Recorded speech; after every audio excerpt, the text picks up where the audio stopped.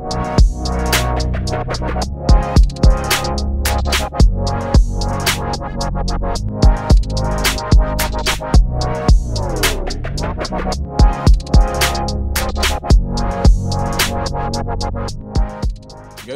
Episode 62. Traveling R&D Traveling R&D podcast, episode 62. This is Alex Caravan, Director of Data Science.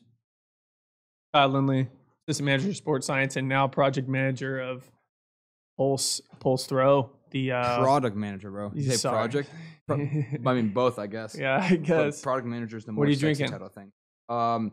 I'm drinking the dregs of Chobani coffee. Chobani coffee. But no dairy, dude. I'm still vegan for my vegan fans out there. Wait, so what is it? It's like actual coffee? Like Yeah, if you were to get like cold brew or something? It's just cold brew. Oh. But what are you drinking, dog? I'm just drinking water. I honestly forgot to fill it up, but I think I can survive on this little bit. I mean, it's like noon.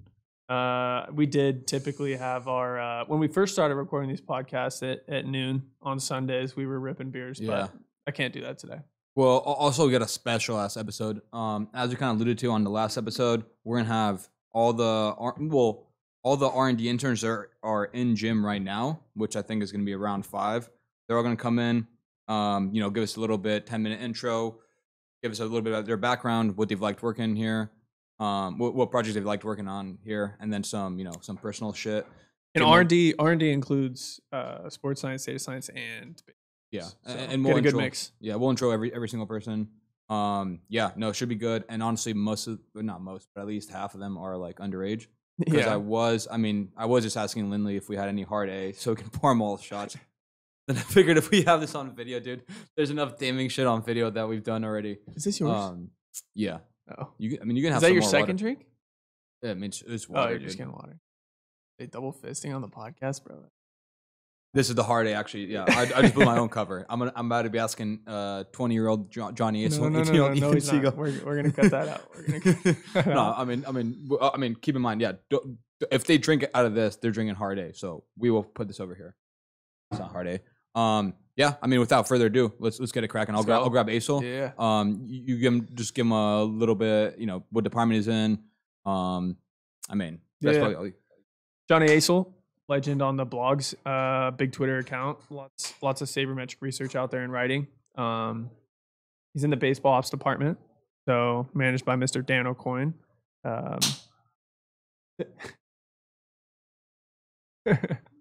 Johnny and I got mad chemistry on DAPS.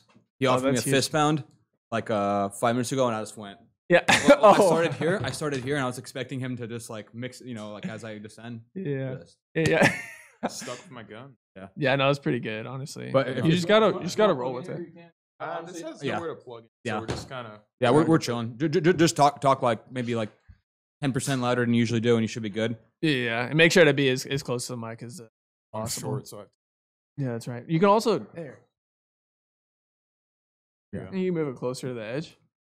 Yeah, but anyways, we got Johnny Aisel on the pod. Good to have you on, dude. One of the OG fans of the podcast as well. Definitely top 3 people commenting in the comments. You, Tom Kim, and probably Mason McRae.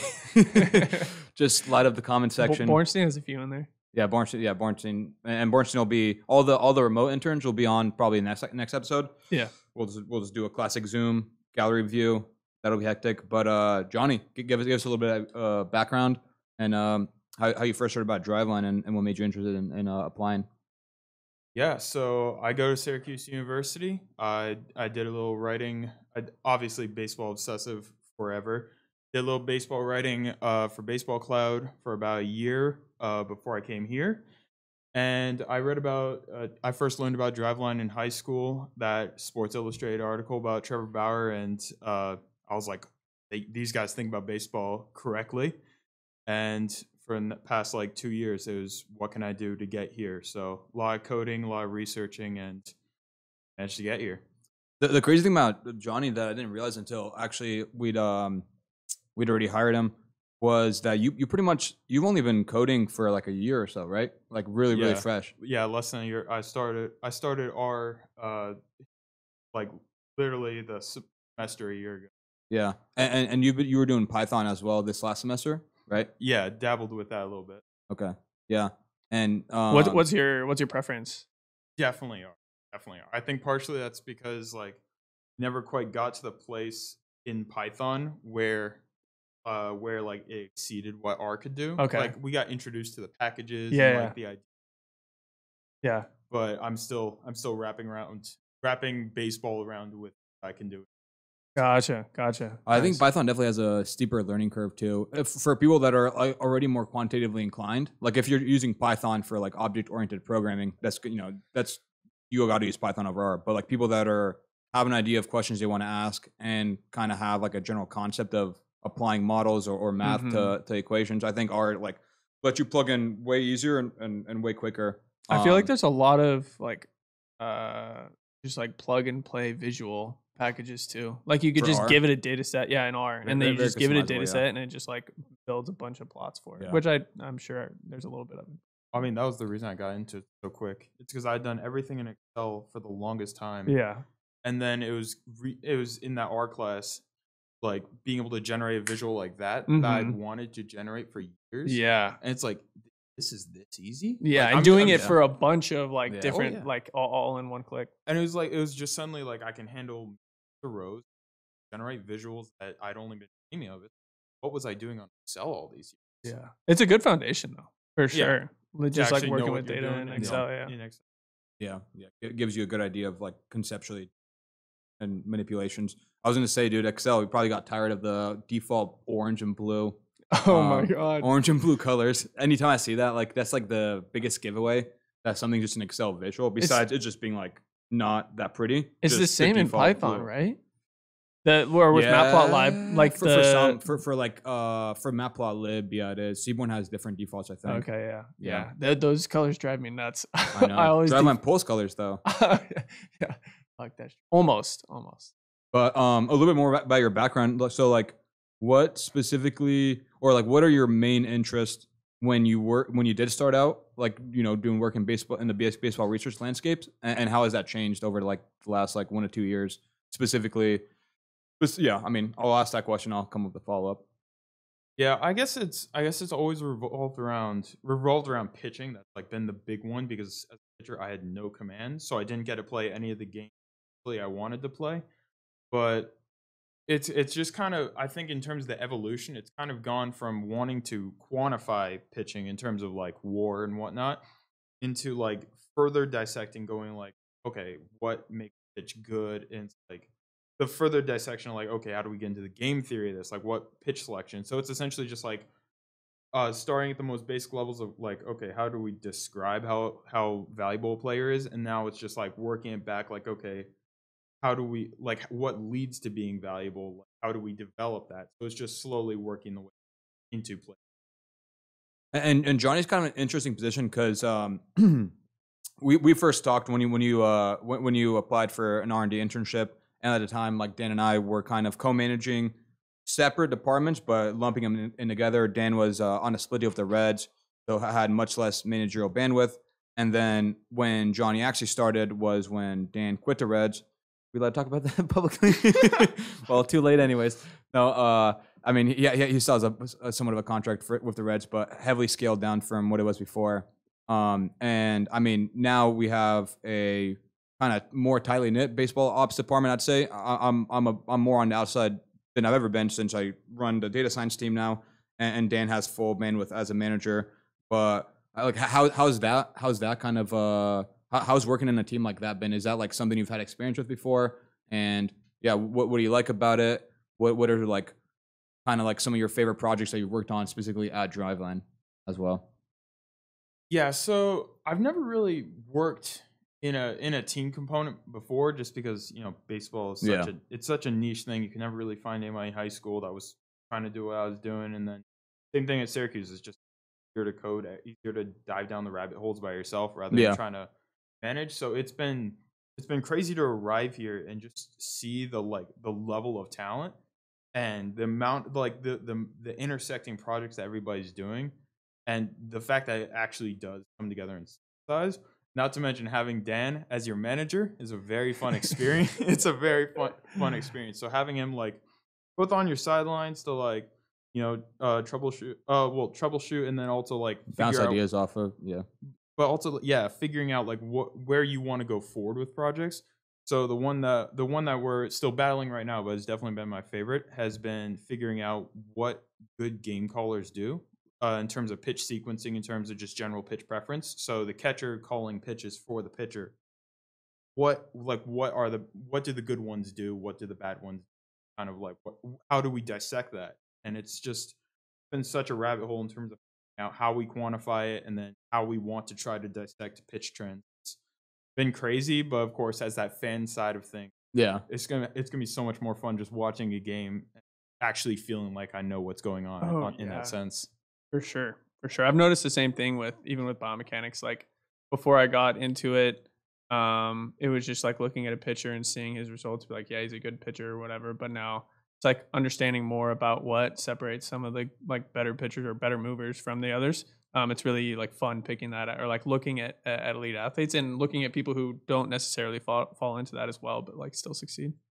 What do you think are some common things that maybe people just starting out in the field of baseball research like don't think about or don't give enough weight when we can talk about specifically baseball operations like sabermetric research, since that's something that you have a lot more experience with.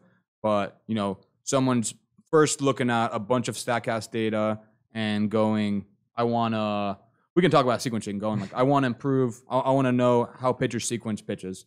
And that's a very general question, very, very complicated, tons of factors to consider. What do you think are just a few, like, off the top of your head, things that maybe someone will realize once they get into it, once they've put in like that 10 to 20 hours of work, but may not really be apparent right away? In terms of like specific insights, or just like the general approach to like breaking down sabermetric data. If you were giving advice to someone, or someone kind of comes to you with, this is what I've done, and then you're kind of already thinking like, yeah, but like these are common things, or these are maybe a few things that aren't often considered off top when someone kind of first starts working. I guess I'm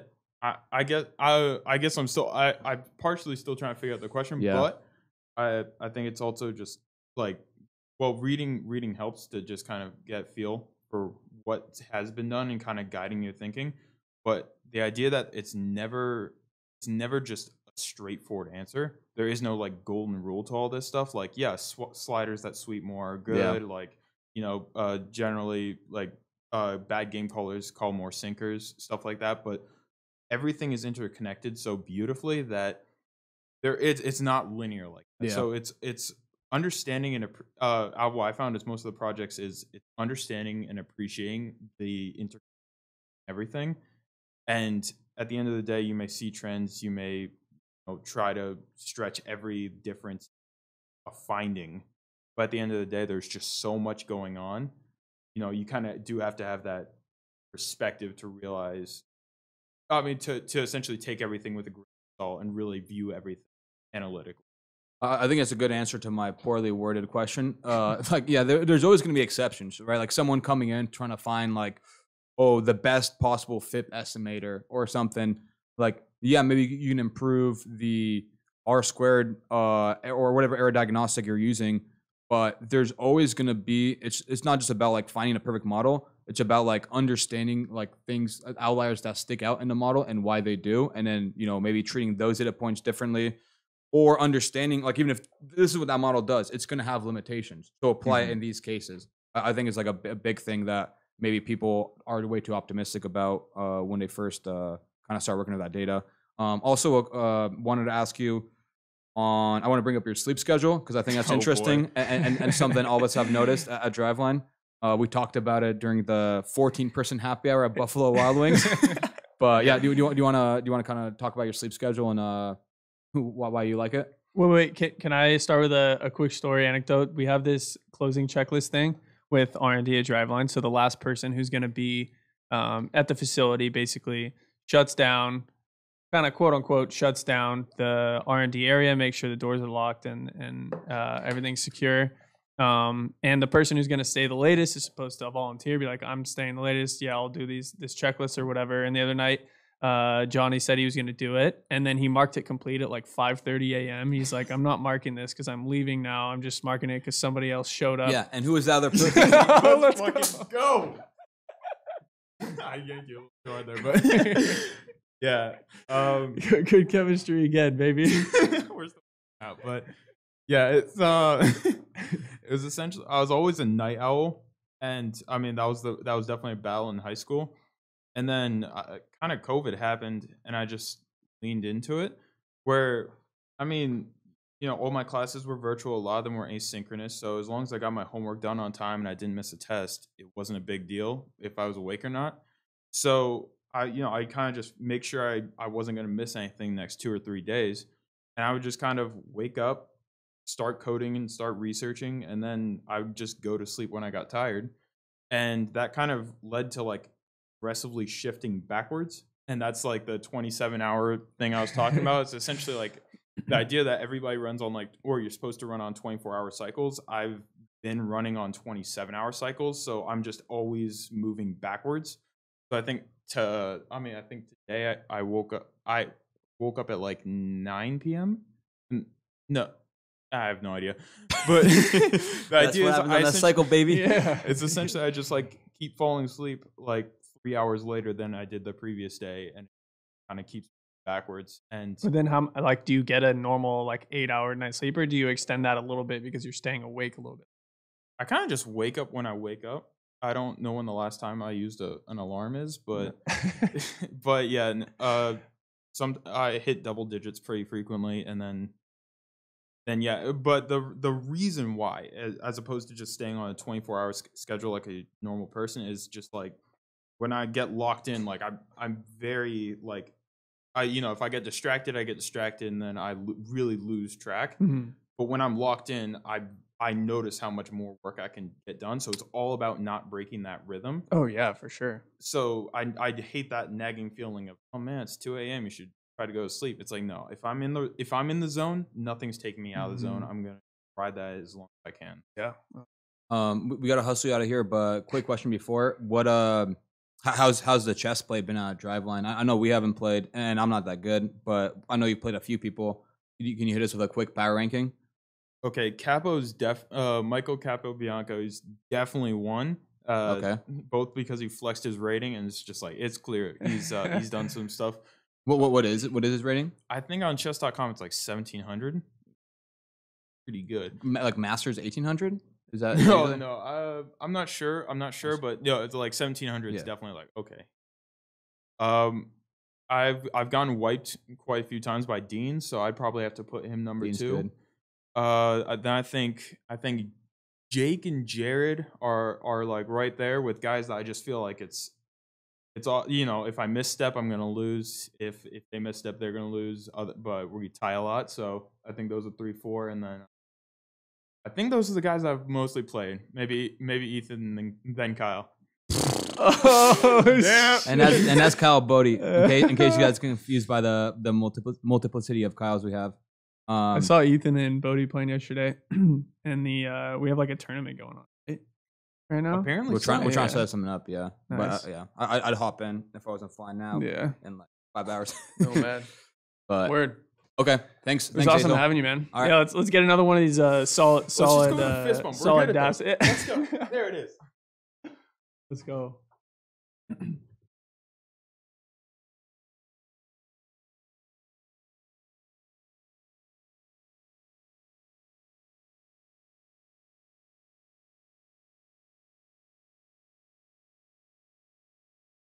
You don't need your head. All right, and now introing Ethan Siegel, new data science intern as of May. Well, I guess he's going back to school, so new and soon to be old intern. Yeah, Ethan's awesome. 18 going to MIT in a month or two, and pitching there as well. So I mean, that's kind of doing the intro for Ethan. But give us a little bit more background on what your R&D background is and what got you initially interested in baseball research. Kind of a cop out question considering you're pitching, but yeah, just make sure. Yeah, make sure to talk real close to the mic. Yeah, no, I think the first thing with in terms of baseball was just like training. I was a pretty serious high school baseball player. Wasn't like the most athletically gifted. As a Dude, result, that's a lie. I've seen his triple single foot broad jump. but always looking. What did you play any other sports in high school? I played high school basketball like early in my career, Okay. early in my high school career, but pretty much just focused on baseball for the second half. So yeah, but just always looking for ways to like find an advantage to like throw harder, kind of like engineer myself to like to have a better movement profile, stuff like that. And that kind of drew me into analytics and stuff like that. Coming in here, I didn't have like the biggest like sabermetric background by any means, but I took some computer science courses in high school, mostly just like personal projects and like really getting comfortable with programming and like the technical stuff. And I was able to apply here and kind of like combine both. I think something unique that I have is just like feel on the training floor because I'm also a trainee as well. That really I'm able to like see both sides. Yeah, fun fact, the first time I met Ethan was actually in Texas. He was training in Texas at one of the pop-up shops that we did. Anthony and I did a couple trips out there with the motion capture lab to assess a few guys, and Ethan was there twice. So when Caravan mentioned his name is coming on his answer, I was like, fuck yeah. Fucking homie. Popped an 87 before I started mocapping. Yeah. Oh, you popped an 87 in Texas? Yeah, no, but before we turned the cameras on. Oh, So really? it was literally in warm-ups. I Damn. have a tendency to hit my PRs for the day in warm-ups. Ethan, one of the things that like I think is really interesting about your background as well is you have a lot of software experience, not necessarily primarily in baseball. Like now, obviously, you've worked with a lot of like baseball centric data. But like for the people that are getting into coding and programming at an early age, what kind of recommendations do you have, and how do you get like a good amount of experience this young? Because part of it is our own background when we hire. We know a lot of like initial Driveline employees were trainees that realized they weren't going to go pro and started working on Driveline and may not have had like that same like traditional background. Where Ethan's resume is already really polished, I think, at like 18. So how'd you like amass those skills so early? Yeah, I would say that the weird thing about coding is that there's a pretty high barrier to entry. Like you need to have like a certain amount of technical skill in order to like really be productive. So like I think the one thing is like understanding that there's going to be a learning curve. I was fortunate to have a pretty good computer science classes, like pretty good computer science classes and like a department in my high school that I was able to like get like the base skills. And then beyond that, it was like mostly just working on personal projects, like really committing myself to learning more through like wanting to get other things done. And then it kind of just comes from there. I think the experience really just comes from staying at it for a long time. With your personal projects, was it mostly what you said you weren't like into analytics right away? Did you have some like fun like tools, or like you were working with little separate tech devices and trying to make them work, or what was like a couple of your fun first like personal projects? Yeah, it wasn't really in baseball actually, because I never really got into that until I got here.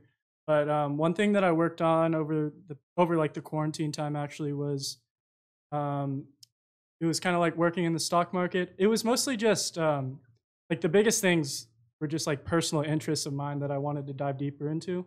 Yo, how much money you make? How quickly did your algorithms see GameStop's rise? Ooh, good question. I'm going to say no comment on that one, but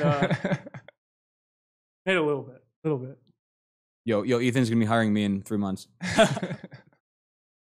You talked about the disconnect between, or not disconnect. You talked about like having that perspective from both sides. You training and then also working on a data team that, at the end of the day is trying to help us train players better, train more players better, expand a lot of like our tools and reports and all that kind of stuff. What do you think is like one or two things that maybe someone who is just training on Driveline doesn't really necessarily see from like the R&D perspective. That kind of like, because at a certain point, a lot of facilities can get players better. You know, if you come in and are relatively young, healthy, and put in a ton of effort, maybe like, you know, you're going to gain velo, maybe not as fast as here or as consistently, but at the end of the day, like I think we have like a really large R&D team at this point compared to other facilities. So what are some things that you think like trainees might not really see that we're working on in the background? Yeah, I think one of the biggest things that I see is so we obviously have a bunch of data sources here, a lot of tracking tech.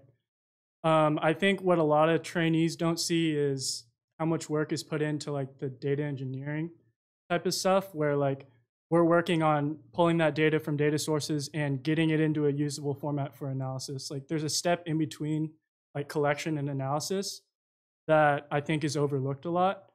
And yeah, I would say that that's the biggest thing, is that there's a lot of work put into organizing the data beyond just analyzing. Berg segue into the data engineering internship that'll probably be. I mean, honestly, I actually had Scott put it up on the website yesterday, but we'll probably be getting tweeted out today. So before this episode hits. But yeah, if you're a data engineer and interested in working with baseball, and want to take over some of Ethan's less verbose than my script, yeah, apply. The other question I was going to ask you is, I mean, we've talked about a couple projects that like some of the projects you've been working on are actually like more on the Black Ops side of things, like stuff we're trying to stay a little bit more low key about. But having said that, like the stuff you can talk about, what's like one or two things that you ended up doing that you weren't necessarily expecting to be doing during your internship, and what's like, yeah, like specifically what would you like enjoy doing, and then I don't want to hear about the stuff you didn't like doing. Yeah, I would say the biggest one was the edger overlays, and just because like that's been something that. And you want to give a quick like yeah. 20-second blurb on what that is and why we're doing it. Yeah, so the edger overlays. So we have like Edgertronic video in pitch design sessions, and we also have like TrackMan and Rapsodo metrics for every single pitch. Basically, we're like pairing the data on the back end and then overlaying it. We have like the Edgertronic video, and then our TrackMan like horizontal break, vertical break, spin rate, speed, all that stuff, and then hopefully Stuff Plus in the future. Yeah, I think that was a really exciting project for me because just like being on the floor so much, I was able to see how the athletes reacted to that, and they really loved seeing that in their track profiles afterwards. And obviously, it saved a ton of time for the trainers not having to manually overlay stuff. So I think that was really cool to me, and I didn't expect to be doing that when I came in. I mean, also speaking of edger overlays, we have a few content approved pitches, I think, from your own pitch design sessions. What's kind of your arsenal right now? If you're gonna pitch like, you know, a sabermetric scout, how would you describe yourself as a pitcher? All right, starting with the fastball. I have an inability to spin the fastball efficiently, but we got a pretty unique profile. We're at like, I don't know, 16, 17 VB, close to 0 horizontal. So on like a straight riser with some gyro. Slider, trying to get like around 80 miles an hour. I averaged 80 today, actually. Nice. I want to throw that like 83, but close to gyro, maybe a little bit of sweep, and then throw a slow curveball like everybody else. So we're trying to throw that one harder. But yeah, that's the 3 pitches right now. I have an inability to create arm side run on anything, so we're chilling on the changeup or like a split right now. Damn, what the fuck is Chris Langen doing? Yeah. Hey, check the Stuff Plus increase. Yeah. Retest, Let's go. Oh, are they gonna ask a question? No. Damn. What's your style of play like in the field though? Like, are you like what's been? I don't know. Do you have your high school stat line? Like, what pitcher would you most, if you had to pick an MLB pitcher, what pitcher would you say you most like closely profile? Just even from like an outcome basis, like, are you missing a lot of bats with your off-speed stuff? Or are you more like pitching to contact with the fastball? Yeah, I don't know if I can name like a specific pitcher, but I definitely like to see myself as a guy that gets a lot of swing and misses.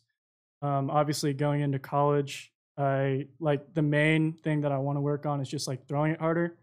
I think that's going to be my biggest limiting factor right now, and obviously velo scales for off-speed stuff as well. yeah, throughout high school, the biggest thing was just like letting my stuff play, being in the zone, getting swinging. And then we asked Aisel to rank people in chess. I was gonna flip it. No. I mean, I don't want. We asked every single person to rank the top 5 in chess. So I'll put Bodie last. Yeah. No, I was gonna flip it to lifting. I mean, we've lifted a couple times. You're obviously lifting from an athlete point of view as well, so you're consistently in the weight room. And we have a decently jacked / in shape R&D team. What do you got? What do you got? Top 3, top 5, biggest beasts in the weight room from all 3 R&D departments like combined. Well, first of all, I got to say, if we really wanted to test this, we could get everybody on the plates, but on the force plates. But which, hey, people forget I'm number 2 in the leaderboard of all time for RSI. Shout out to Aaron Rhodes, though. Yeah, yeah, God damn it. I think number 1, I'd have to go Jack Rummels. Oh, yeah. Oh yeah. Who we'll be talking to in a couple minutes, hopefully, if he's not Motive 3 testing. Yeah. But yeah, ex-NFL player. I want to see John Azel on the plates as well. I think he's sneaky athletic, sneaky strong. He's got big calves. You know what? I'm gonna have to put myself at top 5. I might be blanking on some people, but I think the fact that I mean, depending where Oz fits in. I mean, we can count Oz. True. Yeah. We gotta put Oz up there as well. I'd go Rummels, Oz. I'm actually gonna put Azel at 3. I think he could. He's got a pretty good mid thigh pull. I think his squat jump peak power is pretty good. Hey man, you better get over there, man. Better do some more testing. We did our mid thigh pulls without straps last time. So, Oh yeah. Oh, when we were doing definitely gotta force get the hooks straps. validation. Yeah. So we gotta redo those for sure. I mean, I'm trying to beat you with and without straps. So I'm not using right now straps. you probably could for sure. Oh, I also got to put Hugo up there. Hugo Belisario. Hugo, the a dead doppelganger for Nick Joppa. I thought low key. What do you think? You see? Yeah, I saw it. I didn't notice it. Yeah. I didn't notice it. But okay, sweet man. Great to have you on. Last week in gym, right? Yep. Oh, Yeah, wait, you're my leaving last next day is Saturday. Going live on Saturday. So. Step in the box, dude. Yeah. Get his confidence up. Whiff on 3 Oh, pitches. confidence up, bro. I have to smack you around the yard. I think. Or are you coming back next summer? Or do you know what your plans are, like going forward? Bro, or? next summer, dude. This guy's about to walk onto the MIT team, dude. This guy's got a. No, that's what I'm saying for training. Yeah, or, like, are you gonna continue? I'm not 100% sure yet, but I really hope so because obviously, Driveline's the place to be for training. Oh, yeah. Totally believe in the development and all that stuff. So. Sweet. Awesome, There you dude. go. Good to have you on. Yeah, thank you. I'm gonna grab my.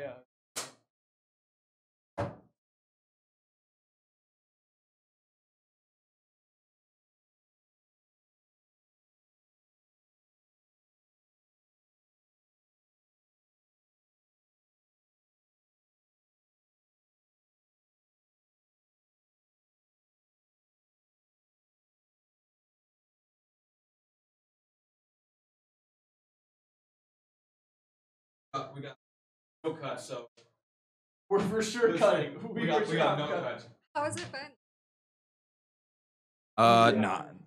3 hours of us just trying to figure out how to spot the mic. But okay, yeah, we got Lauren Netzel here, sports science intern. Lauren, great to have you on. We can get into the you being an absolute beast in a boot. Already interrupting me. Yeah. I have a first question. Have you watched the podcast before? I have watched part of it back before I interviewed here. I needed to know whose voice went with who, and I was like just curious. But I haven't watched like complete episodes. They're kind of common. There's some funny parts in it for sure. Don't go further than that, dude. Yeah. Actually, who'd you interview with? Was it both Brady and Lindley? Yeah. Okay. Yeah, both of them. And who's a better interviewer? Oh, that's a tough question. Your interview with Anthony went like 2 hours or 3 hours. It was didn't it? really long. It was like 2.5 hours. Cut me off, Lindley. I think at like the hour mark or something. Oh yeah. You're like, I was like, I know Anthony had a really long interview. I'm just like, I'm gonna get, because we could have kept talking forever. Yeah. Forever about. Yeah. I mean, a lot of your like research stuff has been like I think really you interesting and to me I in the shared past. more common. Yeah. Let's have that be like the first kind of spiel. Like, you want to give us a little bit of your background and what made you initially interested in baseball research? Yeah, so I am a doctorate student at the University of Nevada. I'm in the integrative neuroscience program. So my goal with my studies is to look at both cognitive and kinesthetic performance. And it was ideal to come to Driveline because use both sides of research, from EEG and eye tracking to doing the biomechanic assessments every day. So that was originally why it applied. But getting into baseball research, I had done some work in my master's looking at neurobiomarkers of proprioception in pitchers. And so that was kind of my start into baseball research. And that kind of happened just because of my one of the biggest thing that was like interesting to me during the whole like interview process was Lauren has some familiarity with a prototype device that gives you some tactile feedback when you are in a certain position, so you can set you can talk more about it, but it was just really interesting from like a company that we do a lot of mechanical changes, try to get people to change how they move in a applied way. So not only like just do a drill correctly, but be able to transfer it to the field. A lot of that, like the missing part of that research, I think, is how somebody's ability to understand where they are in space goes into that. And this tool seemed like a really, really cool idea into improving that. I don't know if you want to talk about the CAT at all. Yeah, so the CAT, K-A-T, Kinesthetic Awareness Training, was developed by Dr. Joe Shattuck at Panther Tech. And I got to know her when I was in my master's and I was looking for some more biomechanical research to get involved in. And she had just graduated from the University of Nebraska at Lincoln. And so just an hour drive from Creighton University. I talked with her a lot. She developed the CAT because she was a professional racquetball player. So sick, by the way. Yeah, she was like 5th in the world at one point. That's insane. Yeah, it's amazing. I'm coming for that. I'm gonna start training racquetball in like 5 years. Because dude, racquetball you can keep playing like pretty well for decades. So I need an old man sport. But anyways, sorry, go ahead. Yeah. So the CAT, you can program it to any position on your body and to give either positive reinforcement, so feedback when you're in the correct position, or to give feedback when you're in the correct position.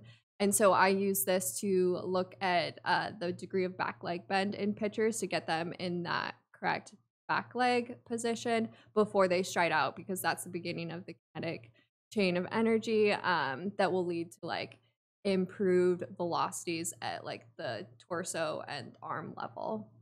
Super cool stuff. And then also obviously with the background in neuroscience and cognition and everything, currently working on a really cool study that we haven't Anthony did. We like had some case studies with EEG in the last couple of years, but this is kind of our first like robust study looking into something that's not like a physical intervention into changing mechanics or like some cue or something. If you want to talk about more about this, because I think it's super interesting. It could be really big for us going forward. Yeah, so I am looking at proprioceptive awareness in our pitchers.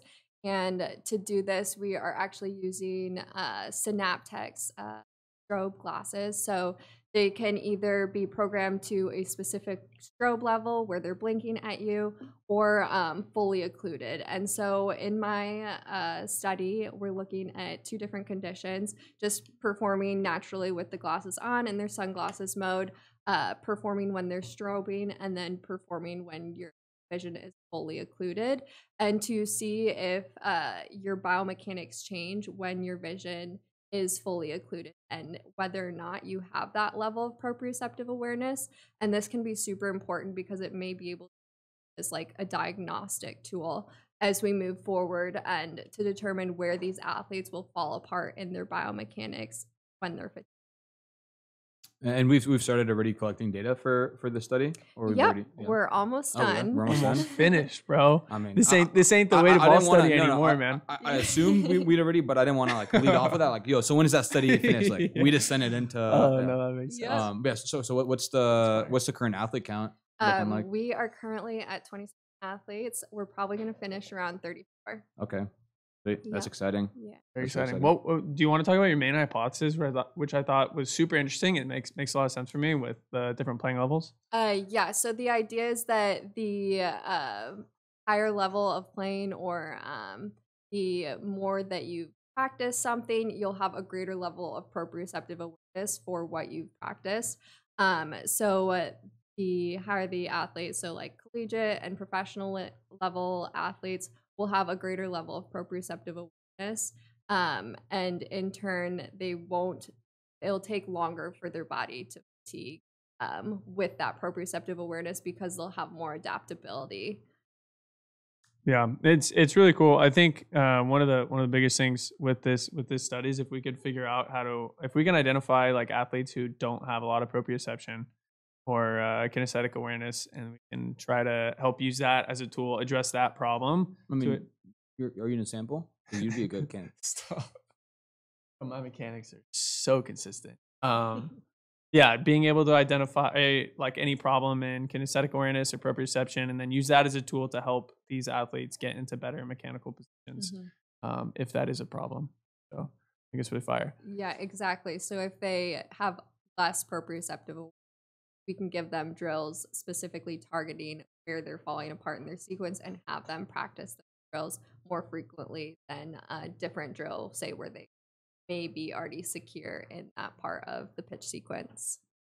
Flipping the question a little bit. How has Lindley been as a manager since? He's been great. Yeah. Because we've been teaching. I mean, it's been tough. Me and Brady have been ghostwriting all the DMs to. Should we just to you to Spire? Yeah. I'm just kidding. I was about to say, To Skull Nicky. should we just do the extra interview here? No, he's extremely attentive whenever we have our one-on-ones. Oh, okay. I any problems that I have, and we work through them. So that's great to have. And that's good, guys. one also really cool thing about Lauren is she's an absolute beast at running / just general weightlifting, fitness stuff. I've done a couple of boot camp workouts with her. Shout out Barry's in Seattle, and she Hannah goes Dingle. ham. Yeah. She like every time, like you kind of at the end you're supposed to push like a sprint on the treadmill for like 30 seconds, and the most it goes to, or like the default one you click is 12. But then you can keep clicking like the 0.1s up. And every single time I'm like, okay, I'm just going to send it. And then I get up to like 15.5 and I'm like running hard. And I never really like go ham on a treadmill. So I'm like, oh shit, is this like best I should be running? And then I'll be like, yo, Lauren, what'd you get up to? She's like 17.5. And I'm like, oh. We went each time that the person running it, Hannah, some of the times will be like, yeah, Lauren, get it, Lauren. Yeah. Let's go, girl. And I was like, damn, I can only imagine what she's up to on this sprint speed. Yeah. Yeah. Lauren's a beast. What's do you want to talk about your like sports background and how you got like just really good at running? I used to play soccer at Creighton University, and I think that's a lot where my running comes from, the ability to run both fast and for ever, because you're sprinting for 90 minutes when you're on the field, and it's a lot of change of direction, change of pace.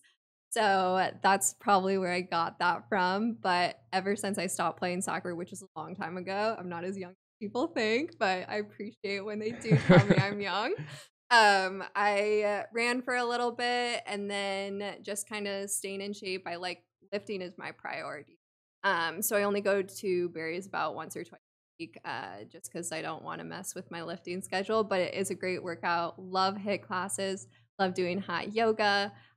Always up to try new fitness classes. The first trip we made as a department to Ballard, went to the breweries. Oh, that's like day 2. Yeah, day 2. Very, very early. We went to Matador, and afterwards, yeah, that's right. So for those who haven't been to Seattle, Matador or Ballard in general is fire if you like beer, and then Matador has the best nachos in town. But anyways, we were sitting down and talking about I'm training for a marathon, as I mentioned quite a few times, but we were talking about it.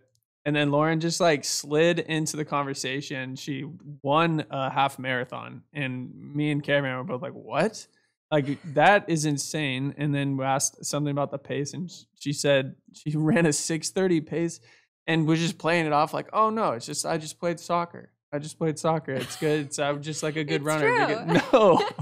Well, actually, one thing I don't know if I ever told you this, but one of the first times I was hanging out with Lauren lifting, and I showed her the video Yeah, you of us. did. I told you. No, I know she I- told me she saw the and mile. and she gave because she was talking about like mid foot, heel foot, or heel strikes, and then whatever, just like Toe top, strike, yeah, yeah. toe strikes, and she gave lap by lap breakdowns of where we were, like lap 2, you're more mid foot, Lindley's maybe more heel, like that kind of stuff, and I was like, damn, this like. Yeah, okay, but that workout you literally also did single leg hip raises with. This is how I got invited to Barry's because I was just like I was kind of chilling lifting and then Brady's like we gotta go and I'm a big fan of like trying to burn out like something at some point during the workout. I'm like, all right, we got 3 minutes. We were doing hip thrusts. I was like, I'm just gonna do a 3-minute set or something. And then she's like, oh shit, he might be in on Barry's. Yeah, he's always hitting me with like, oh, let me see how long I can plank. Go for like 10 minutes. Do you see the world record was just? It was like 8 hours. I think I saw that video. It was Oh my insane. God. I've done That's crazy. I've done 17 minutes. Nice.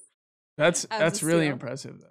That's really Yeah. impressive. It was just me and my friend literally just doing like a staring contest pretty much until one of us quit. That's It really wasn't me cool. though. What? I have to question though whether they're hours. Yeah.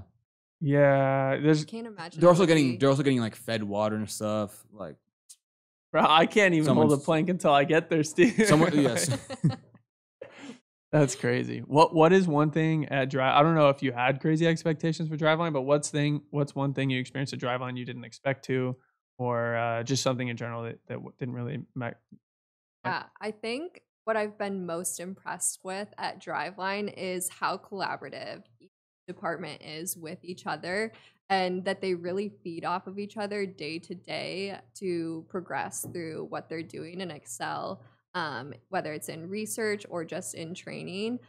We all need each other to function, and not Mhm. that we need each other, but it definitely benefits. And I hadn't had that kind of experience before. Yeah, 100%. And Lauren's done an awesome job, like working with for her study. For example, I mentioned the weighted ball study earlier, and I referenced that because it took us 2 years to collect like 27 subjects.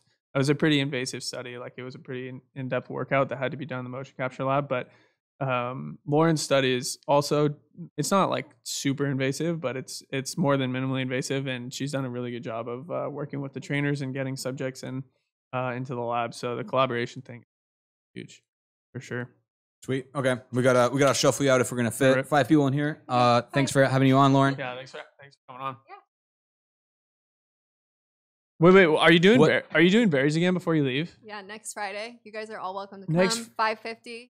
I'd I have might to actu- zoom in because I'm flying out tonight. Mm, Wait, no, my damn. question is gonna be I might be sore. my question is gonna be favorite because you've done already a lot of like cool hikes in Washington, not just Seattle. Oh, Favorite yeah. hikes or you've done so far? Oh, I think my favorite hike was to the Tolmy Peak Fire Lookout. I actually made it into a 16-mile hike and I ran like quarters of it.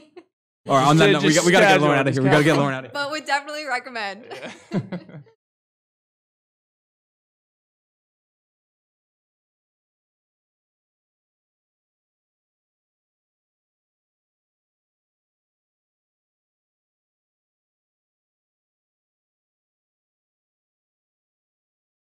Jack Rummels, NFL player, PhD graduate. So Dr. Rummels to you guys. Incredibly talented in the weight room. Incredibly talented pass protector. Yeah, pass protection on a Dude. moment's notice. That's his Slack bio. Yeah, I was gonna try to intro him as a kicker. just the biggest kicker in the league. yeah. But yeah, good to have you on, dog. Let's go, dude.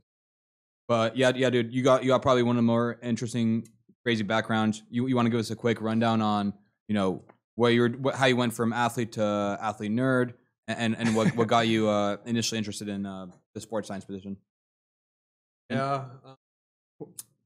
and what's your height, weight, and reach, and what it was when you were playing. I guess weight's probably the only thing that's changed. Yeah. I guess I do the stats right now. The plain height, weight. Well, I mean height, yeah, is the same, but weight, my heaviest was 315, and then right now I'm about 235 with shoes on. How tall are you? 6'6", And do you know your reach? probably around 7. I mean, you know, more than my. That's some John Jones reach. Are you gonna switch to fighting anytime soon? Oh. If you hadn't gone into foot, like, what do you think your obviously went pro in football, but what other sports do you think like you might have had a shot in if you'd like focused earlier on?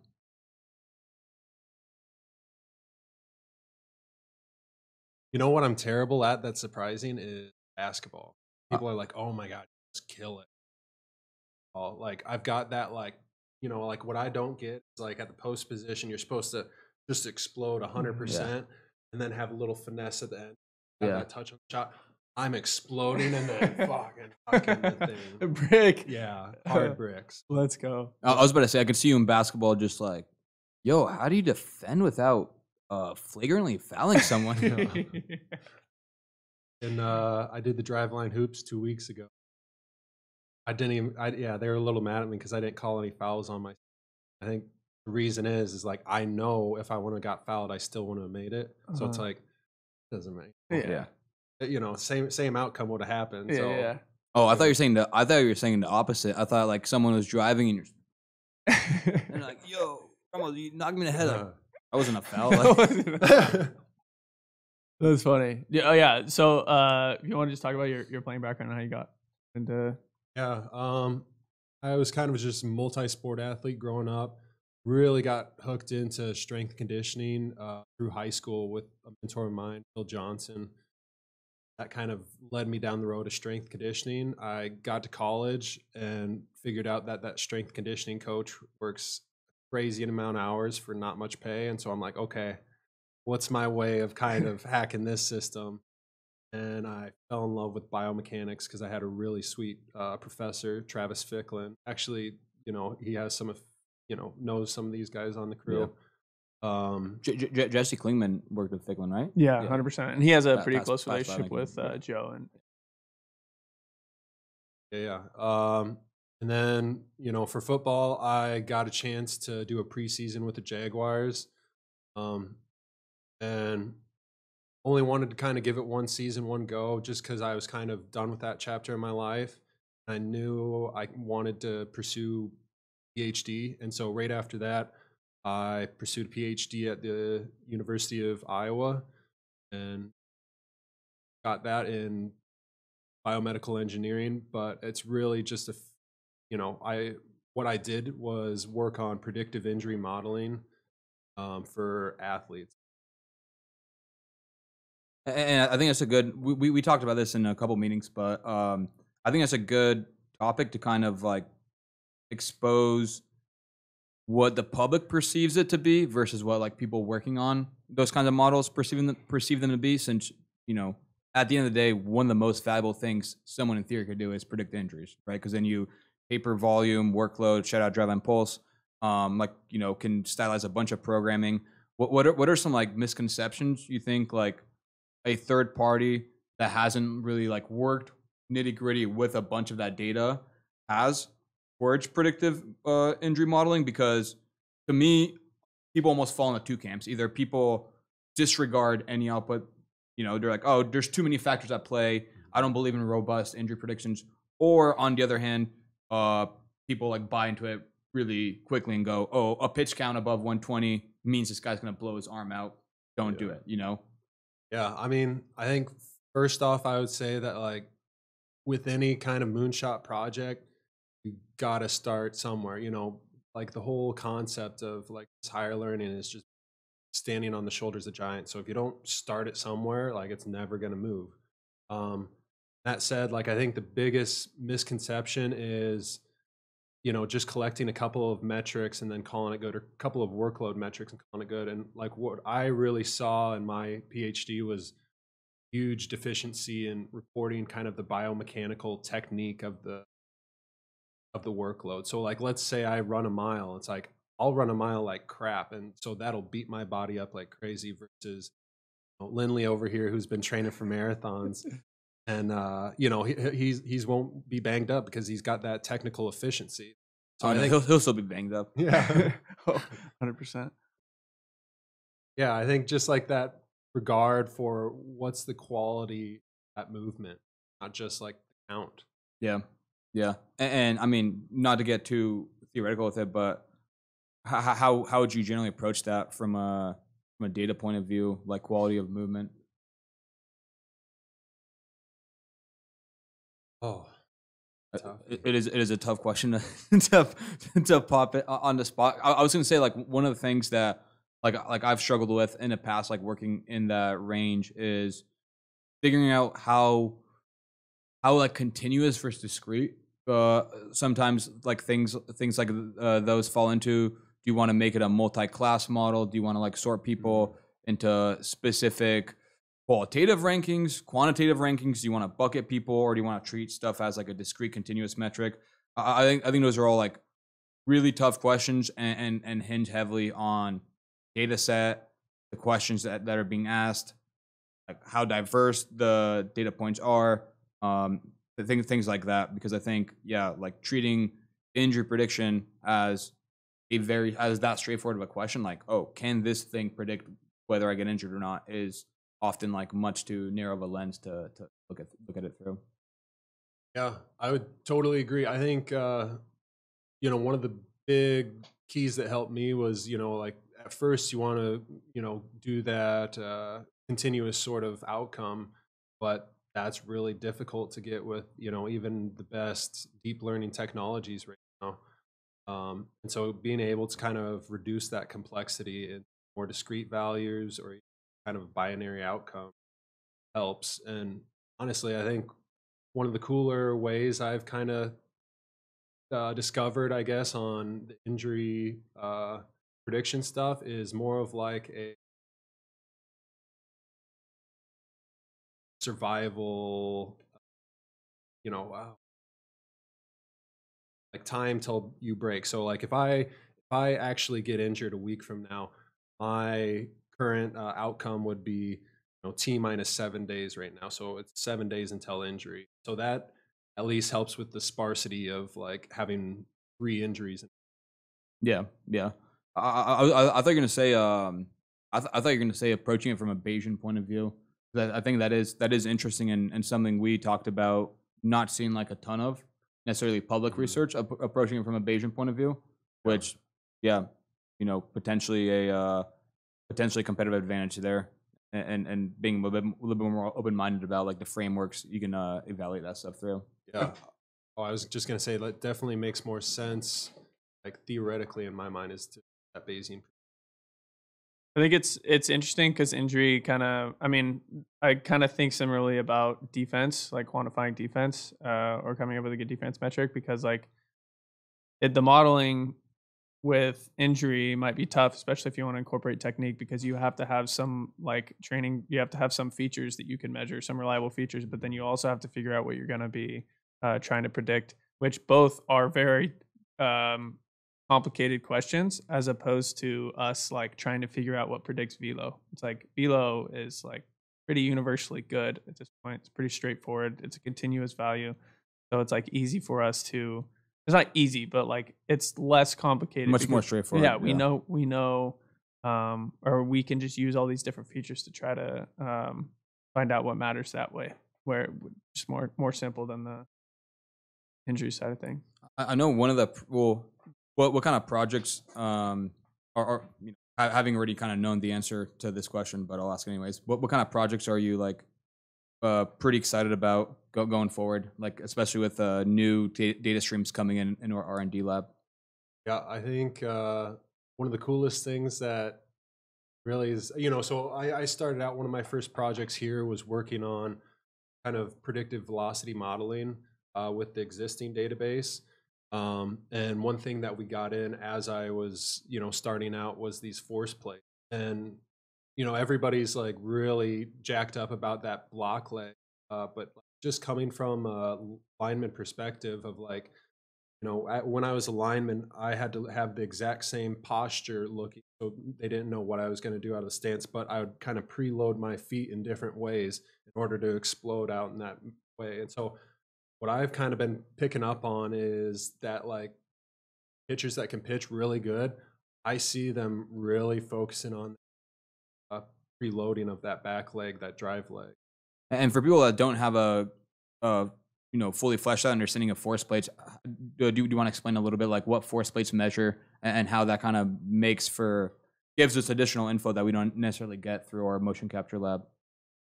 Yeah, I mean, like, I think a simple way of explaining is that a force plate is just super high powered weight scale that you on. And besides, what a scale does is, it just measures that kind of vertical force that you're putting around. But the ones that we have, and what most ones have, is that, not only can you get the vertical, but you can get horizontal components as well. And then in addition to that, there's these things called moments, which is kind of that rotational force. So that kind of goes along with like, I think you're loading a spring up, and that's a big portion of the rotational component. And there you have it, Gordo. That's for the training floor, dude. That's for almost explaining the force plates to the training floor. I thought you were about to shout Dean out with the spring analogy. Yeah. Have you talked to Dean about his mechanical model? I've heard people tell me about it, like third party, but kind of with it. Yeah, I think it's a good metaphor, but he doesn't talk about it as much now. The spring was a big one for in the past. There's a little side that I think someone got it out, like, because everyone, of course, my profile is like one-on-one pass pros on a moment's notice. Yeah. So everyone's like, oh, who out of Driveline would be an ideal person to go? And so Dean was that guy. And of course, whoever did it, I got a random Slack from Dean like 2 days ago saying, hey, let's set this up. And I'm like, okay. Wait, have you guys gone yet? Not yet. I think you're gonna dominate him, TBD. dude. I feel like it's. I mean, what do you think if you're gonna lose in a pass protection stand? I don't know what it would be called, or just a pass rush. What's your weak? Like, who's the person that can beat you? Like, what's your profile of that person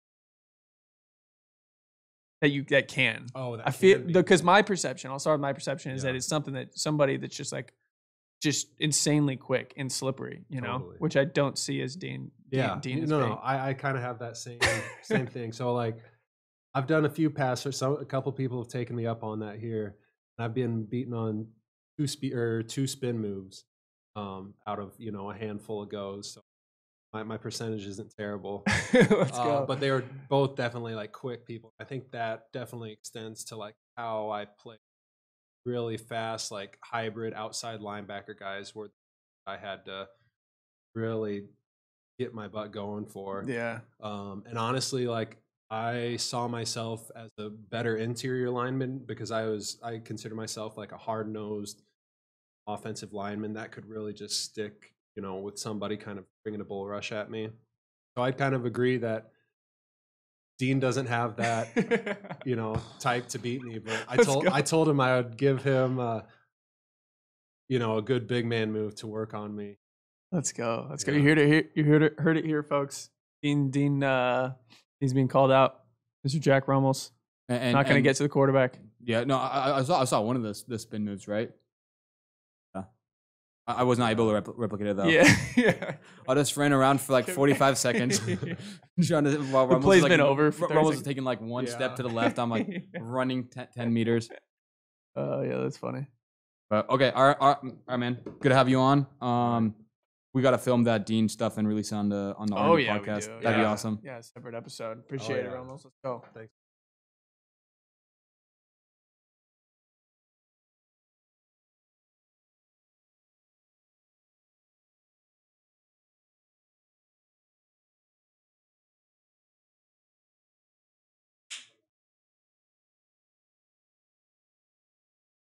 And folks, Our last guest of the for day. the last guest of the day, we have Jake Spear. How we doing? What was your technical title with the team at Fordham? Also, you want to speak closer to Mike? Technically, I was a consultant. Okay. But, Yeah. Yeah, for sure. I was just going to introduce as he helped run a lot of the technology systems and everything at Fordham, which is extremely compelling from an application standpoint and all that. So I'll let you introduce yourself if you want to drop some tidbits and how you got into baseball analytics, how you got with the team, and what your interests or how your interests led you here. Yeah. So Yeah, just a little bit closer. You can bring it closer to you as well. And or louder. Yeah. worked for the team, worked closely with the hit. Mostly this is evaluate, help develop hitters. Really nothing scale that does they did a lot for that, but starting off really simply last Soto making small reports and in season doing advance reports for coming up, getting video, really just things you need function for a player. My interest in analytics.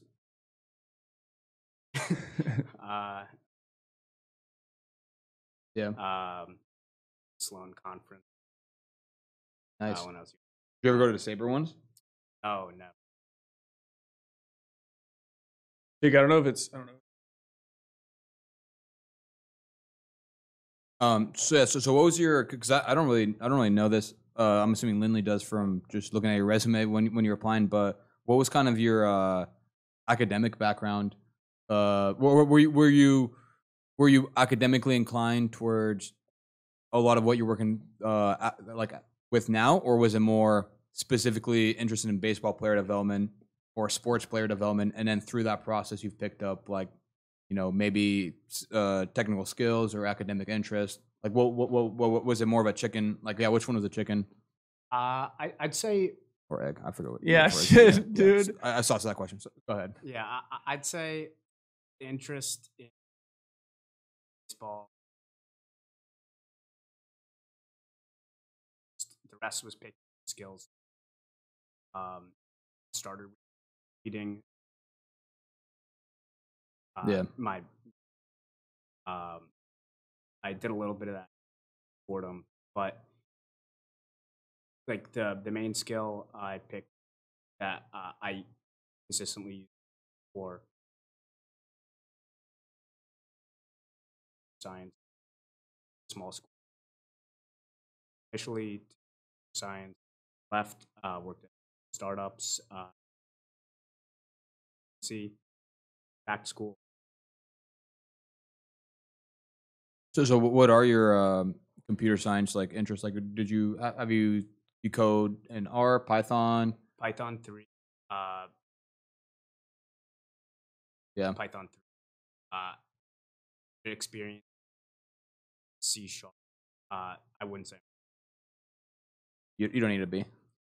Yeah, I don't think we don't have anything on C#, right? I mean, closest thing. I mean, Pulse app stuff is in Objective C. Yeah. How's Lindley as a manager? I asked Lauren the same question. She tore him apart, bro. So you can go in, dude. Yeah, she said you cut her off during an interview. You're a mid-foot heel striker. Energy. Let's go. That's I think. Well, yeah. What's I mean, you talked about like the difference in player development systems.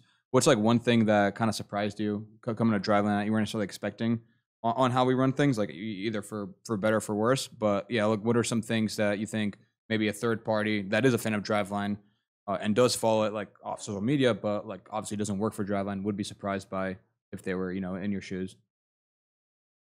I think the extent that on the floor and also behind the scenes emphasize self-organization and education.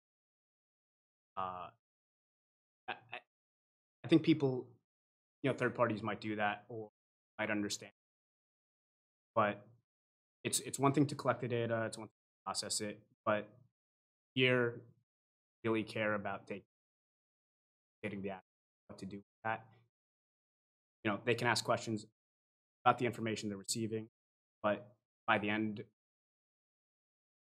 also have understand themselves what to do with that when last, what's important, why it's important.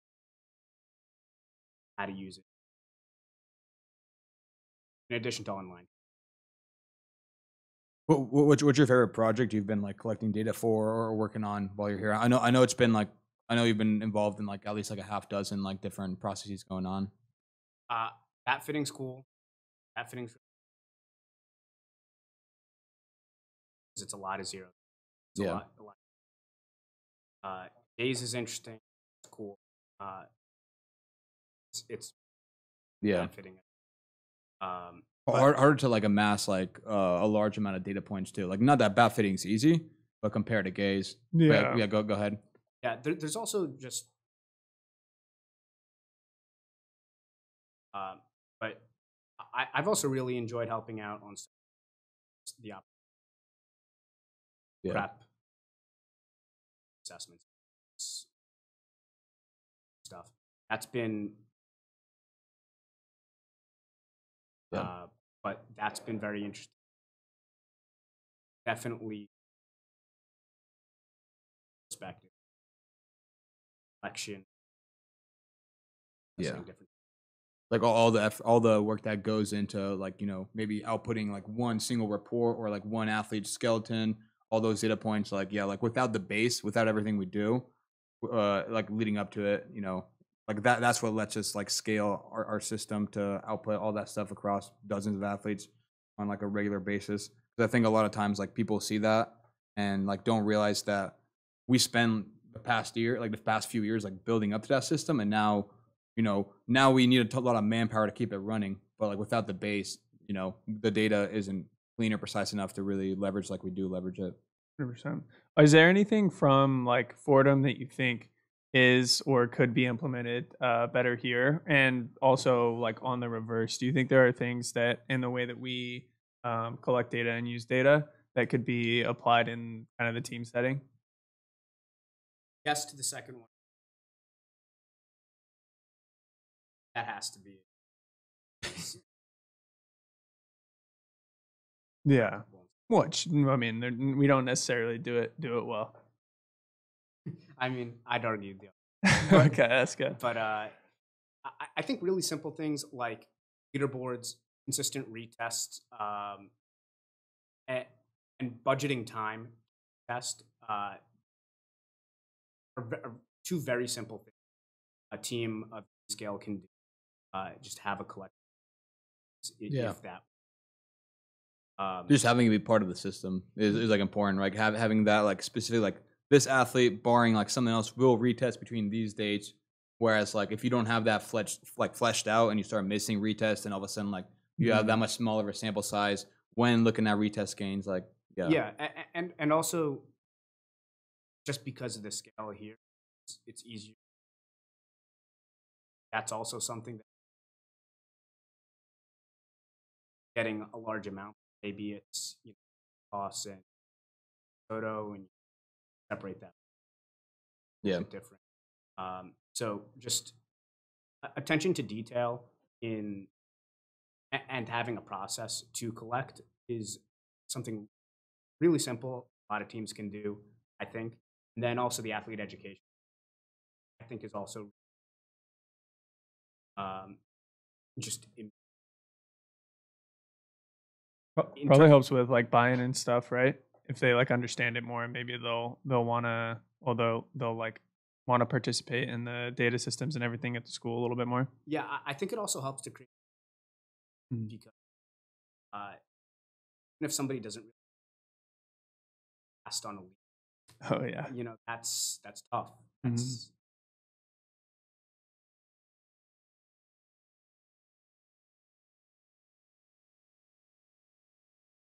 Speaking of competition, we asked ASOL to rank some chess players, Ramos to rate some people potentially in football. I don't know how many of those fives, how many of those basketball Fridays have you been to? Was this the one I went to, or have you been to another couple? No, just about all except the last two. Okay, perfect. So you have even more of a sample size than me, although I've played with some of those guys across the years. What's your off the top of your head? What's kind of like top 5 pickup basketball ranking at Driveline? What would you say from what you've seen? John's a good player. That's John Soteropoulos. Yeah. I was about to say John Aisel is Good player, huge douche on the court though. and he knows that. You've heard me call him out when he's on my own team. Yeah, go ahead. Stokey's a good player. I've seen his shot off a couple of, but he's Langen. Surprise. Langen's got a smooth shot, and he has like a basketball IQ too. He's not like the most active player. Like he's not gonna be running around always like hitting the cutting lanes and everything. But yeah, he's got basketball IQ for sure. Yeah, I don't know. Yeah. We should get Langen on and talk about it. Yeah. Those guys. Richard. I don't know. I've seen him. Oh, he's a beast. Oh, actually, never mind. I guarded player. him for a couple games at least when I played. Yeah, Dudo's solid too. I think. Dudo's good because I mean when I played, I got kind of lucky. I don't know if you. Oh yeah, you were on my team. Who else? It was me, you, Dudo, and Sauter. And do you remember who the fifth was? Diesel stepped in after you. But we were on the court. Oh, I didn't lose. I left like not saying it was because of me, but I'm saying I like when I left, we'd ran like 6-0, and then it was weird too because we were like the third team of 5. We'd all missed like the first 10 not make it, start on the court, and we almost started shots. So I was taking the team so you were like of people that hadn't made threes, but team? yeah, I mean we got lucky because we had Soteropoulos, who, and the reason I say he's a huge douche on the court, he's actually not a douche, but he's just like he's a really good shooter, and then he'll definitely take over games. And then if you want the ball, it's kind of frustrating, but it's like he's also making the shots that only he can make on that court. So it is what it is. But yeah, Besky. Oh yeah, it was Besky. Oh yeah, 100%. Yeah. So I mean, that's actually a pretty solid squad because and pickup because Besky Besky would get called for fouls if we were playing strict. I'd get called for fouls. But I mean, on pickup, dude, Besky and I are just. I mean, street ball fouling people. Yeah. Nobody's getting the paint, or nobody's getting a clean shot from the paint. Dudo's helping stretch the court a little bit. John's got a range. Spire was running. Dude, you had a couple slick behind the back dribbles that were catching people's eyes. That was a solid squad. Flashy. Go. Try. Let's go. All right. Well, thanks for coming on, Jake. Yeah, wraps it up for the intern series. Rob. Yeah, and let us know how you guys like that episode. Either way, we're doing another one of all the remote guys because obviously that'd be fucked if we don't. All right, that's it for episode 62. I don't know when this is gonna drop Monday on the the 10th, I think, August 10th. And then we'll probably drop the one from the remote interns for the following week or after. So I thought the show was live, bro. All right. Peace.